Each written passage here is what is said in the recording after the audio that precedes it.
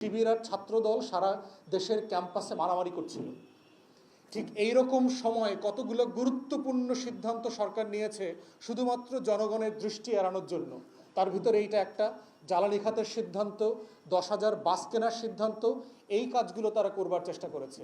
তাই আমাদের জাতীয় দায়িত্ব হচ্ছে জনগণের কাছে আমাদের যে দায়বদ্ধতা আছে রাজনৈতিক দল হিসাবে, তার অংশ হিসাবে আমরা সরকারকে আহ্বান করছি যে অধ্যাদেশ 2টা বাতিল করেছেন, ইমিডিয়েটলি পূর্ণাঙ্গভাবে শব্দে শব্দে অক্ষরে অক্ষরে আপনারা এটা প্রতিপালন করবেন, এটা রিয়েস্টেট করবেন, এইটাকে বাস্তবায়ন করবেন, এনফোর্স করবেন।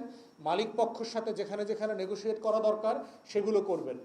মালিক পক্ষকে বলছি এবং বিএমএর ডাক্তার সম্প্রদায়কে বলছি, দয়া করে জনগণের বিপক্ষে দাঁড়াবেন না। এই জনগণের কাছ থেকেই তো আপনারা 50,000 কোটি টাকার ব্যবসা করেন প্রতি বছর।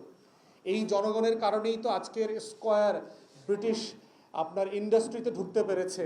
এই কারণেই তো বেক্সিমকো আজকে আমেরিকার স্বীকৃতি পেয়েছে, তাদের মার্কেটের স্বীকৃতি পেয়েছে। এই জনগণের অবদানের কারণেই তো আপনারা এটা করতে পেরেছেন। আপনাদের সামনে আরও বড় চ্যালেঞ্জ আছে, সেটা নিয়ে যদি আপনারা মাথা না ঘামান, আপনাদের ইন্ডাস্ট্রি ভারতের দখলে চলে যাবে কয়দিন পরে এবং আপনাদের ব্যবসা করতে পারবেন না, ভিক্ষা করে খাইতে হবে। এই মালিক সমিতিকে বলছি। ভবিষ্যৎ হোক নিরাপদ, বিনিয়োগ হোক বিশ্বস্ত, আর আমার পছন্দ সল্ট বে। ওয়েলকাম টু সল্ট বে। কারণ এলডিসি গ্র্যাজুয়েশনের যে আত্মঘাতী পথে হাসিনা সরকার যাত্রা শুরু করেছিল, সেই পথ যদি আগামী 3 বছর পর চলে, বাংলাদেশের ওষুধ খাত ধসে যাবে। কারণ এলডিসি গ্র্যাজুয়েশন মানে আপনারা জানেন যে তথাকথিত মধ্যম আয়ের জমানাতে প্রবেশ করা মানে হচ্ছে আপনি গরিব দেশ হবার কারণে অথবা অনুন্নত দেশ হবার কারণে সারা দুনিয়াতে জেনেরিক ওষুধ তৈরি করবার কোনো পেটেন্টের টাকা দিতে হয় না। মানে যদি একদম সস্তা ভাষায় বলি, আপনি আমেরিকার আবিষ্কার করা একটা ওষুধ বাংলাদেশে নকল করে বানাতে পারবেন, এটা আইনসিদ্ধ। ব্রিটেন আবিষ্কার করা একটা ওষুধ আপনি বাংলাদেশে নকল করে বানাতে পারবেন, এইটা স্বাস্থ্য সংস্থা অনুমতি দিয়েছে, বিশ্ব স্বাস্থ্য সংস্থা। কেন? কারণ আমরা গরিব দেশ, আমাদের গরিব দেশের মানুষের এই সুযোগ সুবিধাটা তাকে দিতে হবে। ভারতের কিন্তু এই সুবিধাটা নাই। আজকে দেখছেন না বাংলাদেশে বিভিন্ন পণ্যে ভারতের বাজার, চায়নার বাজার ছেয়ে গেছে। তখন কিন্তু এলডিসি গ্র্যাজুয়েশন হলে আপনি এই বাজার আর নিয়ন্ত্রণ করতে পারবেন না। তখন বিদেশি কোম্পানিগুলোকে প্রতিটা প্যারাসিটামল, গ্যাস্ট্রিকের ওষুধের জন্য আপনাকে পেটেন্টের টাকা দিতে হবে।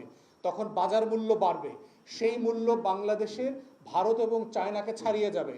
যেহেতু আমাকে কাঁচামাল ওই সব দেশ থেকে আমদানি করতে হয়, তখন আপনি এই বাজারের যে ওষুধ আছে, এই ওষুধ বিদেশি ওষুধে ভরে যাবে। ভারতীয় কোম্পানি এবং চীনা কোম্পানির কাছে বাংলাদেশের ওষুধ মার্কেট একটা কলোনিতে পরিণত হবে।